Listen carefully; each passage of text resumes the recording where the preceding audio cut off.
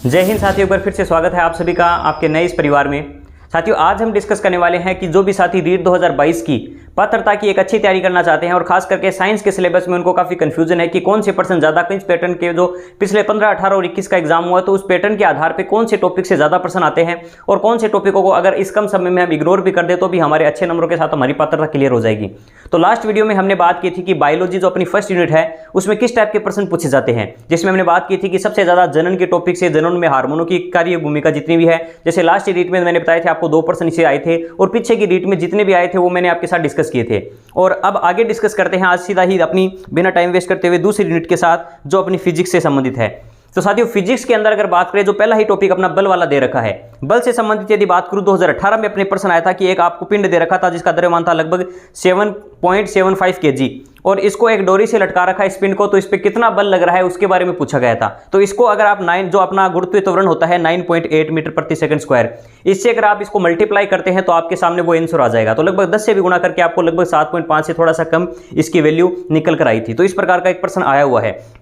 इसके अलावा इसी टॉपिकों से रिलेटेड एक प्रश्न आया है, 2 बार कंटिन्यू रिपीट हुआ है एक ही प्रश्न, 18 में भी आया और 21 में आया। साथियों, वो प्रश्न था पलायन वेग का मान कितना होता है, जिसमें 11.2 दे रखा था और रात में आगे सभी में लगभग 11.2 की वैल्यू देकर किलोमीटर प्रति मिनट, किलोमीटर प्रति सेकंड इस टाइप के ऑप्शन दे रखे, तो जिसके आधार पर आपको पता लगाना था कि किलोमीटर प्रति सेकंड होता है 11.2 किलोमीटर प्रति सेकंड जो पलायन वेग है। साथियों, पीछे के आप देखोगे ना तो आपको पता चलेगा बहुत से प्रश्न, खास करके शिक्षण वीडियो में ऐसे बहुत से प्रश्न हैं जो बार बार रिपीट हो रहे हैं। तो इसलिए मैं आपसे बार बार यही कहता हूं कि पिछले 3 साल के पेपरों को अगर अच्छे से आप एनालाइज करते हैं तो आप मात्र उनके आधार पे भी पात्रता को अच्छे से क्लियर कर लोगे। उनके पैटर्न को समझने की कोशिश करें। मुझे भी बहुत से साथियों ने कहा कि सर आप यहां पर साइंस का अच्छे से 3 ही सालों के पेपर का अच्छे से सॉल्यूशन करवा दीजिए और किस टाइप के प्रश्न उन पेपरों से बन सकते हैं इस एग्जाम में, उसका भी एक अच्छा सा आप वीडियो लेकर आइए। तो मैं साथियों कोशिश करूंगा अपना ये जैसे ही साइंस का और मैथ्स का और जो साइकोलॉजी का सिलेबस अच्छे से एनालाइज हो जाएगा उसके बाद हम डिस्कस करेंगे कि पीछे के जितने भी एग्जाम हुए हैं उन एग्जामों में साइंस के, मैथ्स के किस टाइप के आए हुए उनका अच्छे से हम सॉल्यूशन करेंगे और उसके आधार पर हमें पता चल जाएगा कि रीट 2022 में हमारे किस टाइप के प्रश्नों को हमें ज्यादा फोकस करना चाहिए। तो चलिए बात करते हैं आगे। साथियों, बलों में मैंने आपको बता दिया किस टाइप के प्रश्न पूछे गए। इसके अलावा अगर बात करें, ठीक है, इसके अलावा कार्य ऊर्जा शक्ति से लास्ट टाइम प्रश्न आ गया था कि 1 जूल में कितनी कैलोरी होती है। अब हमें पढ़ा हुआ है 1 कैलोरी में लगभग 4.186 अपनी क्या होती है कैलोरी, 1 कैलोरी में इतने जूल होते हैं, लेकिन वहां पर प्रश्न आ गया 1 जूल में कितनी कैलोरी होती है, 2018 में आया था। तो फिर उसी संख्या को 1/4.2 दे रखा था, तो ये सही माना गया क्योंकि साथियों 4 लगभग 2 लिख रखा था लेकिन 4.18 से होता है, लेकिन इसको लगभग इतनी वैल्यू रख सकते हैं। तो इसका मान 1/4.2 कैलोरी उत्तर माना गया। 1 जूल में कितनी कैलोरी होती है, ठीक है ना, कैलोरी बड़ा मात्रा का जूल से। नेक्स्ट अगर बात करें तो इसी टाइप का प्रश्न अगर बात करें आगे ऊर्जा से संबंधित या अपने, चलिए आगे बात करता हूं। हाँ, कार्य ऊर्जा और शक्ति से संबंधित इस टाइप का प्रश्न जो अपना ऊर्जा से प्रश्न आया हुआ है। आगे बात करूं ताप और ऊष्मा। ताप और ऊष्मा में साथियों 2015 में 18 में अगर बात करें तो लास्ट में ह्यूमन के सिस्टम मतलब मनुष्य के शरीर का ताप पूछा गया है। इसके अलावा लास्ट 2018 में यह भी प्रश्न आया हुआ है कि निम्न में से किसका मान यानी माइनस में किसकी वैल्यू नहीं हो सकती। तो आपको पता है परम शून्य ताप 0 केल्विन होता है, तो केल्विन का पैमाना माइनस में नहीं हो सकता, तो इसका सही आंसर केल्विन होगा। हालांकि मुझे नहीं पता किस प्रकार से प्रश्न को विवादित बनाकर इस पर ऑब्जेक्शन लगाकर शायद इसमें बोनस मिला था। आगे बात करें दूसरा, अगर ताप से या इन्हीं से संबंधित उष्मा या इससे संबंधित जो प्रश्न आया था वो ये आया था। एक तो उष्मा संचरण की विधि पूछी हुई है जिसमें माध्यम की आवश्यकता नहीं है। इसके अलावा उष्मा से एक प्रश्न आया हुआ है उष्मा धारिता से संबंधित, शायद उष्मा की विशिष्ट उष्मा और उष्मा धारिता और एक होते अपने गुप्त उष्मा, इन तीनों की ही परिभाषाओं से संबंधित एक बार इसकी परिभाषा पूछी गई थी। अपने शायद विशिष्ट उष्मा की परिभाषा से संबंधित एक प्रश्न आया हुआ है। तापमापी थर्मामीटर वगैरह में हालांकि कोई पारा वगैरह ये सिंपल प्रश्न आते हैं, उष्मा संचरण की विधियां मैंने आपको बताई दी, उनसे एक प्रश्न आया हुआ है। आगे बात करें प्रकाश।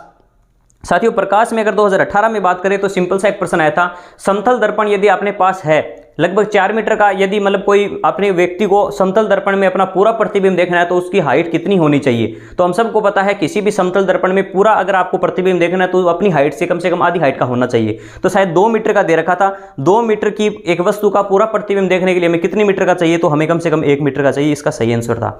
इसी प्रकार लास्ट रीट में इसमें जो प्रश्न आया है 2021 में प्रकाश का, वो अपना प्रश्न आया हुआ है कि यदि अगर किसी वस्तु को आप कहां पे रखो, या उसमें इस टाइप से प्रश्न दे रखा था कि किसी वस्तु को अगर आप वक्रता यहां पर वक्रता केंद्र पे रखो तो वस्तु का जो प्रतिबिंब होगा वो कैसा होगा, आकार में कैसा होगा। तो हमें पता है सी पर रखते हैं, तो देखिए मैं एक छोटी सी ट्रिक बता देता हूं आपको।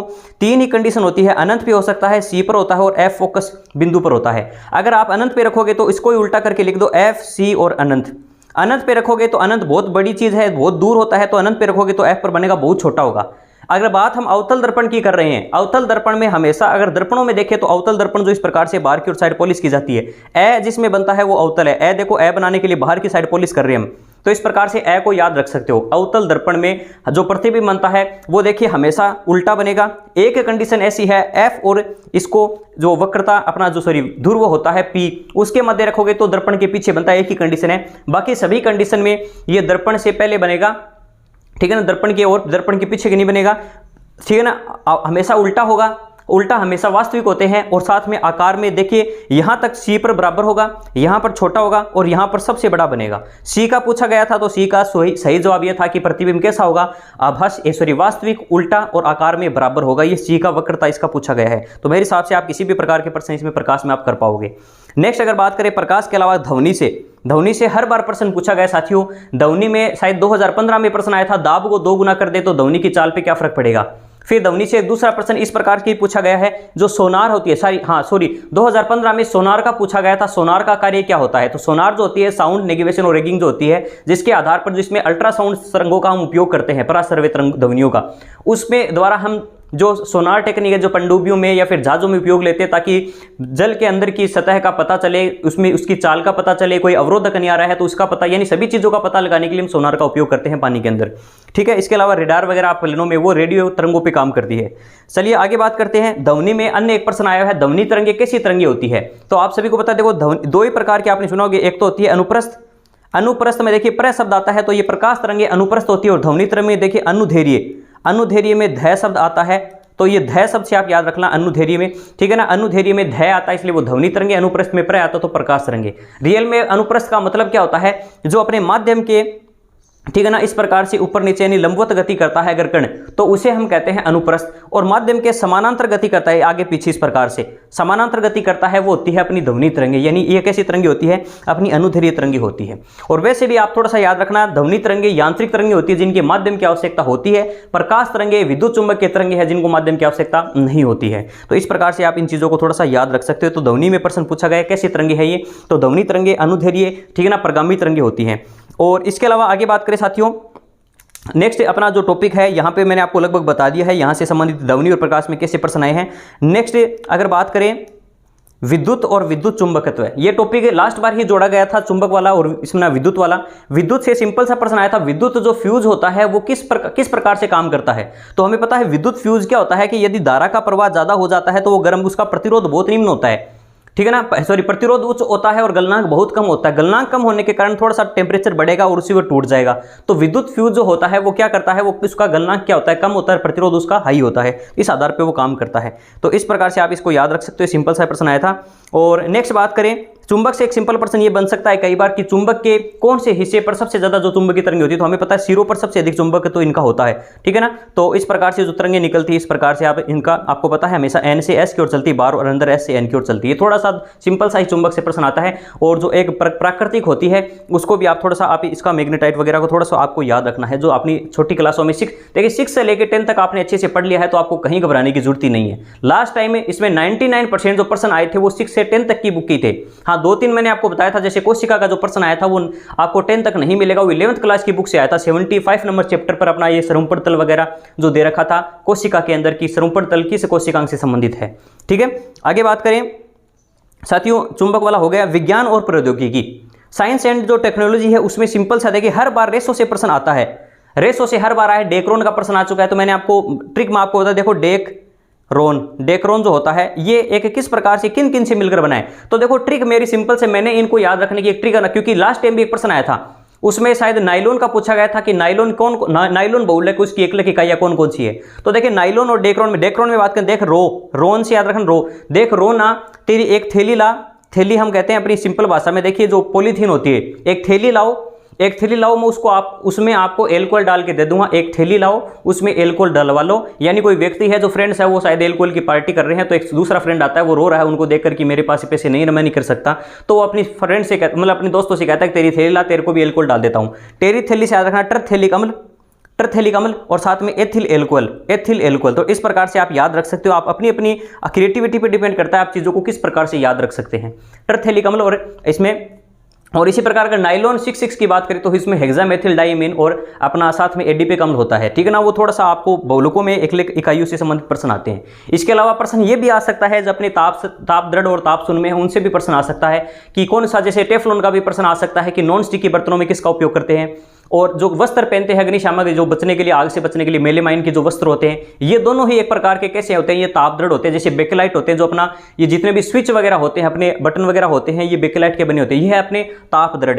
ताप सुनमे में अगर बात करें तो जैसे पॉलीथीन है, पीवीसी है, इनका उपयोग ताप सुनमे के रूप में करते हैं, जिनको हम वापस से इनको गर्म करके वापस एक नया रूप दे सकते हैं, लेकिन ताप दृढ़ को हम वापस एक नया रूप नहीं दे सकते, रीयूजेबल नहीं होते हैं। नेक्स्ट बात करें रेशो में, मैंने आपको बता दिया। इसके अलावा प्लास्टिक में, हाँ बता दिया मैंने आपको। डिटर्जेंट में या साबुन अपमार्जक में या तो कोई मिसेल का प्रश्न आपसे पूछ सकता है या सिंपल है साबुन अपमार्जक में जो अंतर है, साबुन जो होती है वो दुर्बल अम्ल परबल क्षार का एक लवण होती है, दुर्बल अम्ल और परबल क्षार का, जबकि अपमार्जक होता है वो प्रबल अम्ल परबल क्षार होता है, ठीक है ना। उसमें सल्फोनिक अम्ल होता है और साथ में सोडियम हाइड्रोक्साइड वगैरह होते हैं, उनसे साबुन बनती है। और जबकि जितने भी अपने बात करें ये उच्च वसीय अम्ल होते हैं, उच्च वसीय अम्ल होते हैं वो दुर्बल अम्ल होते हैं। उच्च वसीय अम्लों की क्रिया जब सोडियम हाइड्रोक्साइड या पोटेशियम हाइड्रोक्साइड से करते हैं, सोडियम के साथ देखो पोटेशियम के साथ हम वो बनाते हैं, वो जिसे मृदु साबुन, मृदु क्या होती है, सॉफ्ट सोप जो बनाते हैं वो पोटेशियम के साथ होती है और हार्ड होती है वो सोडियम के साथ बनती है। सॉफ्ट का उपयोग हम करते हैं जैसे शेविंग क्रीम वगैरह में, उसमें। तो साबुन अपमार्जक में सिंपल है, कोई ज़्यादा हार्ड नहीं है, कठोर जल और से क्रिया अपमार्जक करता है, साबुन नहीं करते। हाँ एक याद रखना, अपमार्जक होते हैं ये जैव निम्नीकरणीय नहीं होते, यानी इनको हम डिग्रेडेबल नहीं होते हैं, इनको अपघटित नहीं कर सकते, तो वायु प्रदूषण ज़्यादा अपमार्जक से होता है। लेकिन साबुन होती है वो जो इनसे बनने वाला अपशिष्ट होता है उनको जीवों द्वारा अपघटित कर सकते हैं। सीमेंट में, सीमेंट का प्रश्न 2015 में पूछा गया है, सीमेंट का संगठन आता है, तो उसमें आपको थोड़ा सा आपको याद रखना है, जो कैल्शियम ऑक्साइड होता है वो लगभग 65% होता है, अन्य की तुलना में लगभग सबसे ज्यादा होता है अपना कैल्शियम ऑक्साइड। इसके अलावा ये मुख्य रूप से कैल्शियम और एल्यूमिनियम के सिलिकेट होते हैं साथियों, और इसका संगठन आपको थोड़ा सा याद रखना 2015 में पूछा गया है, जिसमें सबसे ज्यादा कैल्शियम ऑक्साइड होता है। जिप्सम वगैरह इसमें मिलाया जाता है ताकि दरार, मतलब इसको जमने की दर को कम कर सके। CaO की मात्रा ज्यादा होगी तो इसमें दरार जल्दी पड़ेगी, तो इसमें थोड़ा बहुत आपको चीजों को याद रखना पड़ेगा। इसके अलावा चिकित्सा के क्षेत्र में अगर पूछे तो इसमें देखिए, अगर आपसे ये प्रश्न आ सकता है अल्ट्रासोनोग्राफी में किसका उपयोग करते हैं, ठीक है। इसके अलावा अगर एक्सरे किरणें जो हैं, और इसके अलावा देखिए शल्य चिकित्सा का जनक कौन है, जैसे लास्ट टाइम बर्डमैन का पूछ लिया था कि भारत का बर्डमैन किसे कहते हैं, सलीम अली को, तो उसी प्रकार इसमें शल्य चिकित्सा का सुश्रुत वगैरह पूछ सकता है। अल्ट्रासाउंड में जो जिस प्रकार से अल्ट्रासोनोग्राफी 20,000 हर्ट्ज से अधिक की जो ध्वनि तरंगे होती है हर्ट्ज आवृत्ति के आधार पे, उनका उपयोग अल्ट्रासाउंड में हम करते हैं। और लेजर किरणें, थियोडर मेमन, एक्स किरणें, ठीक है, और सीटी स्कैन, इनकी खोज वगैरह किसने की थी, तो इनसे संबंधित प्रश्न आ सकता है। कार्य प्रणाली या किस पर आधारित है, कौन सी किरणों का इसमें उपयोग किया जाता है। दूरसंचार में अगर बात करें फैक्स मशीन से प्रश्न, फैक्स मशीन से शायद प्रश्न आया हुआ है, थोड़ा सा मैं कंफर्म नहीं है, लेकिन मैं लास्ट के पेपरों का सॉल्यूशन कराऊंगा तो आपको कंफर्म बता दूंगा इसके बारे में। कंप्यूटर से प्रश्न आता ही है, कंप्यूटर से साथियों लास्ट टाइम प्रश्न अपना लेजर है, उसमें इसका शायद हाँ स्कैनर का प्रश्न आया था 2021 में। 18 में प्रश्न आया था जो किस प्रकार का आउटपुट यूनिट पूछा था, आउटपुट यूनिट पूछा था। और इंटरनेट वगैरह में लास्ट 2015 में प्रश्न इंटरनेट से संबंधित आया था, इंटरनेट में ब्राउजर के बारे में पूछा गया था, ठीक है ना। वेबसाइट या ब्राउजर के बारे में सिंपल आया था कि कुछ मोजिला फायरफॉक्स वगैरह, सफारी वगैरह, ये 2-3 ब्राउजरों के नाम दे रखे थे, उनसे बारे में पूछा ये क्या है। जैसे हम गूगल क्रोम वगैरह का, ठीक है ना, इनका उपयोग करते हैं, तो ये ब्राउजर होते हैं जिनमें हम नेट का सर्फिंग करते हैं। सौर मंडल से बात करें साथियों, इसमें भी हर बार प्रश्न आता है। सौर मंडल में 2015 में प्रश्न आया था कि बृहस्पति के मध्य और बृहस्पति और मंगल ग्रह के मध्य जो हमें पिंड पाए जाते हैं वो कौन से होते हैं। इससे एक कुछ कंफर्म मेरे याद नहीं है वो कौन से पिंड है, उनके बारे में प्रश्न पूछा गया था, शायद ऐसा ही कुछ प्रश्न था, ठीक है। और इसके अलावा बात करें, इसके अलावा लास्ट टाइम प्रश्न आया था लाल ग्रह किसे कहते हैं, अपने लाल ग्रह के बारे में प्रश्न आ गया था। और अगर नेक्स्ट बात करें, सौरमंडल से प्रश्न आता ही है हर बार एक प्रश्न पता। अब बात करते हैं सर साथियों केमिस्ट्री के बारे में। केमिस्ट्री में फर्स्ट टॉपिक है, लास्ट रीट में अगर देखें तो यहाँ से फर्स्ट टॉपिक से ही काफी अच्छे प्रश्न बनते हैं। तत्व यौगिक मिश्रण से 2 प्रश्न आए थे। एक तो अपना प्रश्न आया था SB जो एंटीमनी होता है, इसका प्रतीक चिन्ह के बारे में पूछ लिया कि SB किसका प्रतीक चिन्ह है। इसके अलावा दूसरा आपसे एक प्रश्न पूछा गया था कि 4 ऑप्शन दे रखे थे, उनमें से एक यौगिक कौन सा है, और शायद उसमें ऑप्शन इस प्रकार से दे रखे थे, ग्रेफाइट ऑप्शन था शायद, इसके अलावा शायद एक हीरा ऑप्शन हो सकता है, और एक ऑप्शन इसमें एक ओजोन दे रखा था। देखिए ओजोन का सूत्र O3 होता है, ये तत्व ही है, एक ही समान परमाणु से मिलकर बनते वो तत्व होते हैं, ठीक है ना। O3 हो, ग्रेफाइट भी कार्बन से मिलकर बना है, हीरा भी केवल कार्बन से बना है, लेकिन एक जल था, जल H2O, यानी 2 से अधिक एक निश्चित अनुपात में मिलते हैं तो उसे हम क्या, 2 या 2 से अधिक तत्व है या परमाणु आपस में एक निश्चित अनुपात में मिलते हैं तो उसे हम यौगिक कहते हैं, तो जल एक यौगिक है। तो 2 प्रश्न इससे आए थे। परमाणु अणु इससे संबंधित है शायद, हाँ परमाणु भार के बारे में पूछा गया था। और इसमें आगे बात करें, पृथक्करण की विधियों से संबंधित प्रश्न आ सकता है कि कौन सी विधियां, अलग अलग चुंबकीय पृथक्करण विधि है, ठीक है ना। इसके अलावा और जितने भी चुनना है, छालना है, ठीक है। इसके अलावा जो प्रभाजी आसवन वगैरह उनसे संबंधित कुछ सिंपल प्रश्न आ सकते हैं। और तत्वों के प्रतीक से बता ही दिया। यौगिक का रासायनिक, हर बार प्रश्न आता है इसमें भी साथियों।